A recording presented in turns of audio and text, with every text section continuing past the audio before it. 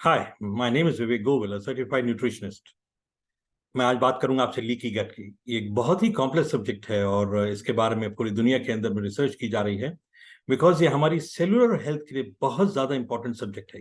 Leaky गट, इसका मतलब intestinal permeability भी कहा जाता है इसको। इसका मतलब ये है कि हमारी स्मॉल इंटेस्टाइन्स के अंदर में जो लाइनिंग है, जो हार्मफुल बैक्टीरियाज हैं, वो उसको कंट्रोल करने में इतना सक्षम नहीं हो पाती, उतना कामयाब नहीं हो पाती है, जिसकी वजह से हमारी जो इंटेस्टाइन्स के अंदर में जो टॉक्सिक्स हैं वो हमारे ब्लड स्ट्रीम्स के अंदर में जाके मिल जाते हैं और पूरे शरीर को टॉक्सिक से भर देते हैं।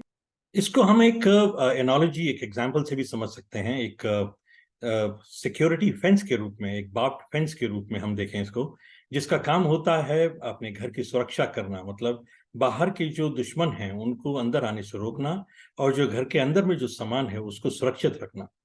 अब अगर हमारी जो इंटेस्टाइन्स को अगर हम एक कस्टोडियन मान लें, हम एक सिक्योरिटी फेंस मान लें, एक बार्ब फेंस मान लें, जो कि जिसका काम है कि रोकता है जो अंदर के जो टॉक्सिक्स हैं उनको बाहर उसको अटैक करने से।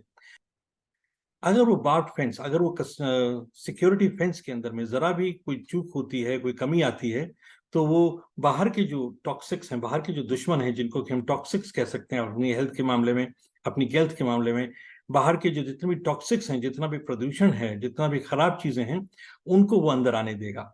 और यही होता है हमारी गट के साथ में। जहाँ हमारी गट की जो इनर लाइनिंग है, जब वो कमजोर पड़ जाती है, तो होता यह है कि वहां से फिर वो जो जितने भी शरीर के अंदर में टॉक्सिक्स हैं, जितने भी नुकसान देने वाली चीजें हैं, बैड बैक्टीरियाज हैं, वो ब्लड स्ट्रीम के अंदर में जाके मिल जाते हैं। और ultimately that results to lot of problems, lot of diseases, auto immune diseases तक को।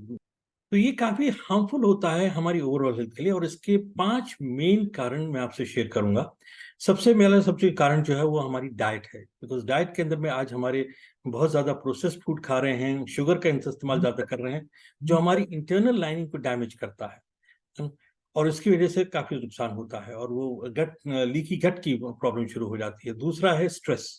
स्ट्रेस भी डाइट की तरीके से इंपॉर्टेंट है, और स्ट्रेस किसी भी रूप में हो सकता है। हर किसी को आज की तारीख में स्ट्रेस है। स्ट्रेस हो सकता है डेडलाइन का स्ट्रेस हो, स्ट्रेस हो सकता है वर्क का स्ट्रेस हो, स्ट्रेस हो सकता है फैमिली स्ट्रेस हो, रिलेशनशिप स्ट्रेस हो, इमोशनल स्ट्रेस हो।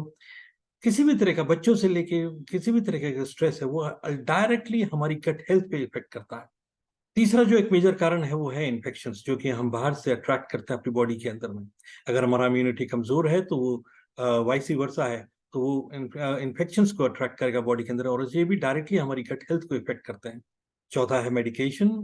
जो हम दवाइयाँ ले रहे हैं, जैसे कि हम एस्पिरिन ले रहे हैं, या हम पेन किलर्स ले रहे हैं, या हम एंटी इन्फ्लेमेटरी ड्रग्स ले रहे हैं, इनका भी डायरेक्ट इफेक्ट होता है, नेगेटिव इफेक्ट होता है हमारी गट हेल्थ के ऊपर में, गट लाइनिंग के ऊपर में, जिसकी वजह से लीकी गट्स की प्रॉब्लम होती है।